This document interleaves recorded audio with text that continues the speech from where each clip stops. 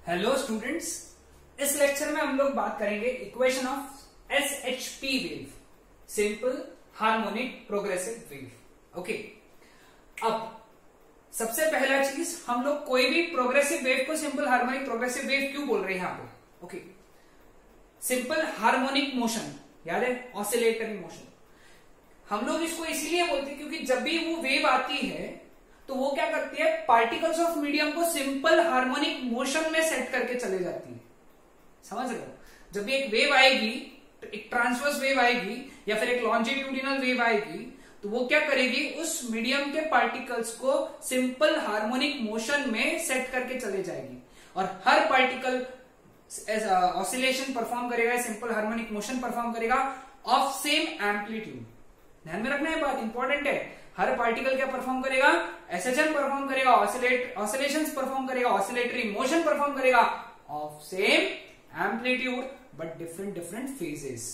किसी का फेज ज्यादा पहले रहेगा, कोई लीड करेगा, कोई लैग करेगा, क्योंकि किसी ने पहले चालू किया है, किसी ने बाद में चालू किया है, लेकिन सभी ने सिंपल हार्मोनिक मोशन परफॉर्म किया है ऑफ सेम एम्पलीट्यूड। इसलिए इस वेव का नाम दे दिया हम लोगों ने simple harmonic progressive wave. Clear with this? ध्यान में है सबको? अब यहां पे हम लोग क्या करेंगे, पिछले लेक्चर का एक टॉपिक लेंगे, वो ये है कि वी वर नोइंग दैट कि कोई भी जो वेव होता है, ओके कोई भी जो वेव होता है that is nothing but function of t minus x by v. ये हम लोग पिछले लेक्चर में कवर कर चुके हैं, ठीक है? Clear with this? Now any particle which is performing simple harmonic motion has general equation of the form y of t is equal to a sin omega t minus phi 0 has form a sin omega t plus phi 0 पकड़ेंगे हम लोग। Okay, sorry, इसमें हम लोग a को amplitude कहते हैं, SHM का एम्पलीट्यूड कहते हैं, ओमेगा को एंगुलर वेलोसिटी कहते हैं या फिर एंगुलर फ्रीक्वेंसी कहते हैं, और फाई जीरो को इनिशियल फेज कहते हैं। फाई जीरो हमको क्या बताते हैं कि एसएचएम कहां से शुरू हो रहा है, दैट्स इट। ओके, तो समझ में आया सबको? ये जनरल फॉर्म है, क्लियर? लेकिन इसका मतलब ये है, बट वो तो सिंपल हार्मोनिक प्रोग्रेसिव वेव है, तो उसने ये चीज भी सेटिस्फाई करना चाहिए, तो इसीलिए हम लोग क्या करेंगे, इस इक्वेशन में t के जगह रिप्लेस करेंगे t minus x by v. क्योंकि वो वेव है तो उसमें ये इक्वेशन तो सेटिस्फाई करना ही चाहिए। ये हम लोगों ने पिछले लेक्चर में पढ़ा है कि सिंस वो एक वेव है तो उसका इक्वेशन जनरल इक्वेशन होना चाहिए function of t minus x by v, यानी उसके अंदर ये टर्म रह नहीं चाहिए। तो अभी हम लोग क्या करेंगे, इस इक्वेशन में t के जगह पे t minus x by v डालेंगे, क्योंकि वो एक वेव है। ओके, तो अगर हम लोग ऐसा करते हैं यहाँ पे, तो हमारा इक्वेशन आएगा y of t is equal to a sine omega bracket में t minus x by v plus phi zero plus phi zero. Okay, clear with this?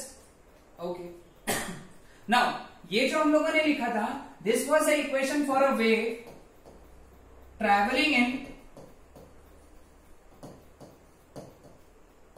Positive x direction, है ना? और अगर मैंने बोला if the wave is travelling in negative x direction, तो changes कहां होंगे, t के जगह अपन सब्स्टिट्यूट करेंगे t plus x by v. ये हम लोगों ने लास्ट लेक्चर में डिस्कस किया हुआ है। ओके, तो I am not going to repeat it now, मैं वापस रिपीट नहीं करूंगा, ये हम लोग पढ़ चुके, ठीक है? एनीवेज, अब इसको हम लोग सॉल्व करते हैं। देखो यहाँ पे, therefore y of t is equal to a sine omega से मल्टीप्लाई किया omega t minus omega x by v plus phi naught. ठीक है, अब देखो बहुत इंटरेस्टिंग चीज, हाँ इंटरेस्टिंग चीज, ये क्या टर्म, x के पहले वाला टर्म देखो क्या है, x के पहले वाला टर्म है ओमेगा बाई वी। अगर तुमको याद होगा तो ओमेगा होता है 2 पाई n और v होता है n लैम्बडा,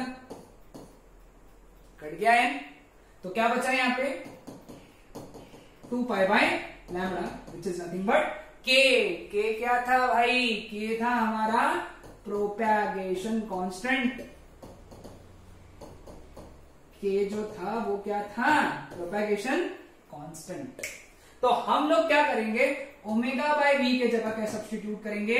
के। तो हमारा इक्वेशन जो है वो बन जाएगा y of t is equal to a sine omega t minus के एक्स प्लस फाई नॉट। ये इक्वेशन को भाई दिमाग में फिट करके रख लो कि भाई कोई भी सिंपल हार्मोनिक प्रोग्रेसिव वेव का इक्वेशन का फॉर्मेट क्या होता है? y is equal to a sine omega t minus के x plus phi naught, and this is for the wave travelling in positive x direction. Now if someone says you कि भाई कोई भी wave अगर समझ लो निगेटिव एक्स डायरेक्शन में जा रहा है, कहां जा रहा है? निगेटिव एक्स डायरेक्शन में, तो तुम क्या लिखोगे? y of t is equal to a sine omega t plus के x plus phi naught. That's it. है आसान, वेरी सिंपल। सो ये दो इक्वेशंस है मेरे को। और एक चीज जो बहुत से बुक में तुमको दिखेगा, सिर्फ ध्यान में रखना है, ओके, वो ये है, यहां पे देखो, ये वेव से हमको एक चीज समझ में आती है कि wave is travelling in positive x direction and particles are vibrating along y axis. समझ रहे हो? अगर यानी यहां से ये चीज का हम लोगों ने पहले कंसिडर किया था ना कि पार्टिकल्स वाई एक्सिस के अलोंग वाइब्रेट करेंगे और वेव पॉजिटिव एक्स डायरेक्शन में जाएंगे। पार्टिकल अगर वाई एक्सिस के अबाउट वाइब्रेट करेंगे और वेव निगेटिव डायरेक्शन में जाएगी तो इक्वेशन लगेगा ही है। ओके, यानी यहां से एक चीज समझ लेना कि अगर y ऑफ t का इक्वेशन है, किसका इक्वेशन है? y ऑफ t का, तो इसका मतलब particles are vibrating along y axis. अगर z ऑफ t का इक्वेशन है तो particles are vibrating along z axis. अगर x ऑफ t का इक्वेशन है तो particles are vibrating along x axis. Okay, तो इसके लिए क्या समझोगे तुम? इसके लिए ये समझेंगे कि wave is travelling along negative x direction and particles are vibrating along y axis. ठीक है, क्योंकि इस तरीके के क्वेश्चन मैंने कुछ बुक्स में देखे। ओके, कभी भी तुम्हारा इक्वेशन ऐसा नहीं आएगा कि x of t is equal to a sine omega t minus के एक्स। इधर भी x इधर भी x, पॉसिबल ही नहीं ना। पार्टिकल x एक्सिस के अलोंग वाइब्रेट कर रहे हैं, वेव उसी के आगे आगे बढ़ रही है, पॉसिबल नहीं है। यहाँ पे x, यहाँ पे x, या यहाँ पे y, यहाँ पे y, यहाँ पे z, यहाँ पे z, पॉसिबल नहीं है। y x y z भी हो सकता है। Again I take one case also. हमारे पास में सपोज ये इक्वेशन है। ओके, इक्वेशन है z of t is equal to a sine omega t minus k y plus phi naught. बताओ यहां से क्या समझेंगे? सबसे पहला चीज यहां देखो निगेटिव, देखो टेक्निक देखो, यहां देखो निगेटिव। निगेटिव यानी वो जा रही है अलोंग पॉजिटिव डायरेक्शन, वो जा रही है अलोंग पॉजिटिव डायरेक्शन। लेकिन किसके पॉजिटिव डायरेक्शन? कौन आया उसको लग के? y, तो इसलिए वो जा रही है पॉजिटिव y डायरेक्शन। अब पार्टिकल्स कहां वाइब्रेट करेंगे? जिसका इक्वेशन है, इक्वेशन किसका है? z ऑफ t का, सॉरी t है, तो particles are vibrating along z axis. समझ गए? आसान चीज। तो मैं अगर बोला तुमको कि भाई एक इक्वेशन बनाओ जिसमें particles are going along z direction, particle sorry wave is going along wave is going along positive z direction and particles are vibrating along x axis। ऐसी वेव जो कि पॉजिटिव z डायरेक्शन में जा रही है और पार्टिकल्स वाइब्रेट कर रहे हैं along x एक्सिस, तो उसका इक्वेशन हम लोग कैसे लिखेंगे? पार्टिकल किसके along वाइब्रेट कर रहे हैं? x एक्सिस, तो लिखेंगे x ऑफ t। समझ में? x ऑफ t इक्वेशन रहेगा a sine omega t।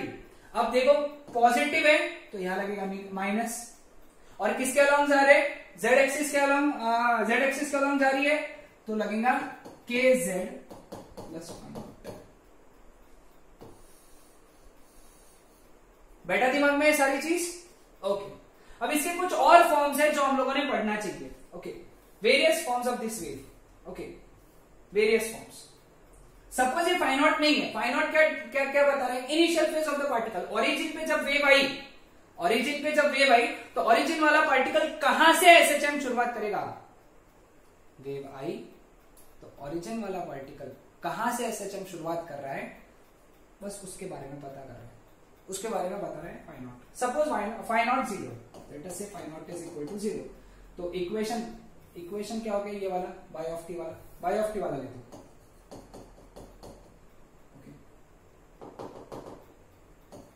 y of t is equal to a sin omega t minus kx। ठीक है, k के जगह हम लोग क्या डालेंगे?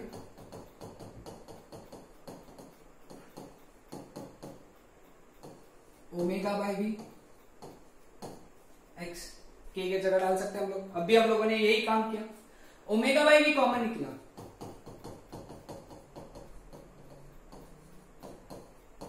तो ब्रैकेट में क्या बचेगा?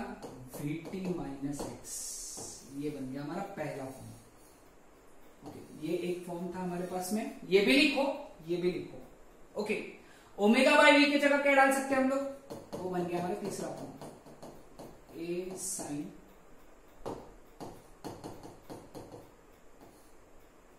To pi by lambda vt minus x. ये बन गया हमारा तीसरा फॉर्म। आया ध्यान में? तो ये हो गया हमारे तीन फॉर्म। पहला फॉर्म वेव का, दूसरा फॉर्म वेव का, तीसरा फॉर्म वेव का। तीनों लिख के रखो, बहुत इंपॉर्टेंट है। ठीक है, चलो हम लोग एक काम करते हैं, इसके ऊपर एक न्यूमेरिकल ले लेते हैं, यानी पूरा कंसेप्ट ही क्लियर हो जाएगा। ओके, न्यूमेरिकल है, इक्वेशन दिया हुआ है वेव का एक, y x of t is equal to 3.0 sine 36t plus 0.018 x plus π/4 centimetre, यानी x और y सेंटीमीटर में, और ये सब चीजें निकालना है।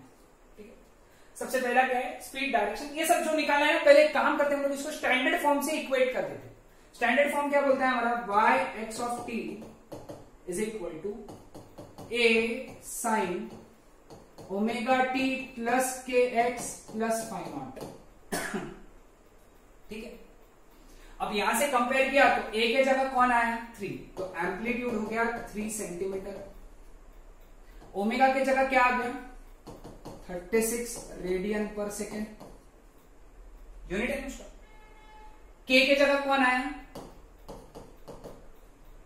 k के जगह कौन आया? 0.018 पर मीटर या मीटर इनवर्स। और फाई नॉट के जगह कौन आया? π/4 रेडियन। ये सब आ गया। ठीक है, अब पहला चीज क्या पूछा है? Speed and direction of propagation. ठीक है, पहला निकालेंगे, पहले स्पीड निकाल लेते। स्पीड का फॉर्मूला मैंने पिछले लेक्चर में दिया था, minus coefficient of t upon coefficient of x। याद है फॉर्मूला दिया था? Minus coefficient of t, formula तुम चेक कर सकते हो, मैंने पिछले लेक्चर में दिया है। v का फॉर्मूला क्या है? Minus coefficient of t। t का कोएफिशिएंट कौन है? देखो t का कोएफिशिएंट कौन है? 36, यानी omega, upon coefficient of x कितना है? कोएफिशिएंट ऑफ x कितना है? k, यानी 0.018। तो ये कितना हो गया? 3 6 1 2 3 डाला और उधर 18 का डाला, डेसिमल हटा दिया ना, 1000 से मल्टीप्लाई और डिवाइड किया, तो आंसर कितना हो गया? 2000 मीटर पर सेकेंड। समझ आया सबको? तो वेलोसिटी आ गया 2000 माइनस वेलोसिटी आ गया -2000 मीटर पर सेकेंड। ओके, अब डायरेक्शन ऑफ प्रोपेगेशन। अब मैंने पहले ही बताया, यहां पे क्या आ रहा है? प्लस, तो wave is propagating along negative which direction? अब यहां पे x है ना, तो negative x direction. So what is velocity of wave? -2000 या 2000 मीटर पर second along negative x direction. Clear with this? Okay, second निकालना है एम्पलीट्यूड। एम्पलीट्यूड तो सीधा निकल गया 3 सेंटीमीटर। दूसरा क्या निकालना है? फ्रीक्वेंसी। फ्रीक्वेंसी क्या होता है? ओमेगा अपॉन 2 पाई। ओमेगा कितना है? 36 अपॉन 2 पाई 18 अपॉन 3.14। तो जो भी आंसर आएगा हर्ट्ज में। सॉल्व कर सकते हैं हम लोग, इसको सॉल्व कर सकते हैं, सॉल्व कर लेना है तुम लोगों ने, ठीक है। Initial phase at origin, initial phase at origin, वही तो बोला था ना, वेव आई तो ओरिजिन पे जो पार्टिकल एसएचएम परफॉर्म कर रहा था उसने कहां से शुरू किया, मतलब उसका इनिशियल फेज। तो तीसरा यानी क्या पूछा है तुमको, तीसरे में पूछा है initial phase at origin which is 5 naught π/4 radian. चौथा, least distance between two successive crest. अरे भाई ये तो कंफ्यूज किया, least distance between two successive crest मतलब ही क्या, वेवलेंथ। वेवलेंथ पूछा ना, तो वेवलेंथ यानी क्या हो गया, लैम्बडा। लैम्बडा कैसे निकालेंगे, लैम्बडा कैसे निकालेंगे, ओके। लैम्बडा निकालने का तरीका क्या है, ओके। के मिल गया, के का के क्या था 2 पाई बाय लैम्बडा, तो लैम्बडा कितना हो गया 2 पाई बाय के। तो बस सब्स्टिट्यूट कर दो, lambda is equal to 2 pi by K which is 2 into 3.14 upon what is K 0.018, ठीक है। 2 into इसका डेसिमल हटा देंगे, 1000 से मल्टीप्लाई, 1000 से मल्टीप्लाई डिवाइड, तो 3140 अपॉन 18, ये हो गया 9। बस सॉल्व करो, यूनिट मीटर लगाओ, क्योंकि वेवलेंथ पूछा है ना, तो यूनिट क्या होना चाहिए उसका, मीटर। सो ये था उसके ऊपर न्यूमेरिकल। तो हम लोगों ने सारी चीजें निकाल ली, सिंपल सा न्यूमेरिकल था, okay. So this was all about simple harmonic progressive wave.